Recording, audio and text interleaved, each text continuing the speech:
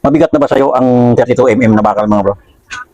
Ang 36mm mga bro, alam mo ba kung ilang kilo yung ang 36mm sa 6 meters ang haba mga bro? Tara, computin natin mga bro. Kung ikay isang baguhan na steelman mga bro, kung nabibigitan ka na sa 32mm mga bro, lalo na itong 36mm mga bro, kukumpitin natin mga bro kung ilang kilo yung 36mm mga bro. Ang formula nito mga bro, ito yung formula niya. G by G times D. Divide 162.2. Para makuha natin yung computation ng 36mm mga bro, gamitin natin itong formula to. Diameter times diameter yan mga bro. 36 times natin yung 36. Tapos, i-divide natin. Yung ito, 162. Kita ba? 162.2.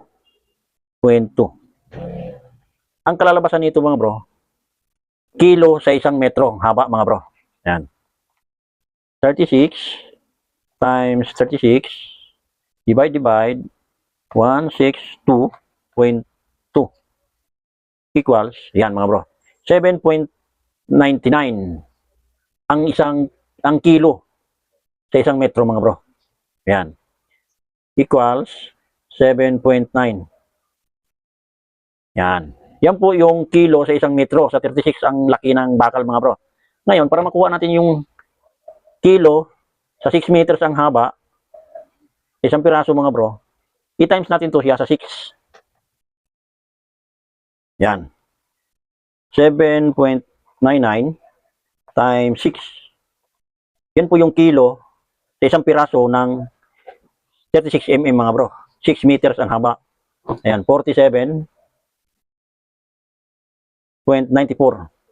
Yan, meron na po tayong computation sa 36mm mga bro. Sa 6 meters ang haba mga bro. Ayan. I-times mo lang to sa 6, yan, para makuha mo yung kilo sa haba ng 6 meters mga bro sa 36mm na laki na bakal mga bro. Yan. Yung mga 36mm mga bro, ito yung mga ginagamit sa tulay, sa building, ayan, sa mga gaya ng mga skyway na poste yan mga ganito. Ito yung mga 36mm, 25mm, 32mm yan, mga ginagamit nila mga bro. Alright mga bro, pag tinanong kayo kung ilang kilo ang isang piraso sa 36mm, sa 6 meters ang haba, ito ang kasagutan mga bro. 47.94 kilo sa 6 meters sa isang piraso. Alright mga bro, so itong video na ito mga bro na nakatulong sa'yo. Share mo na lang ito mga bro. Hanggang dito na lang. Thank you for watching mga bro.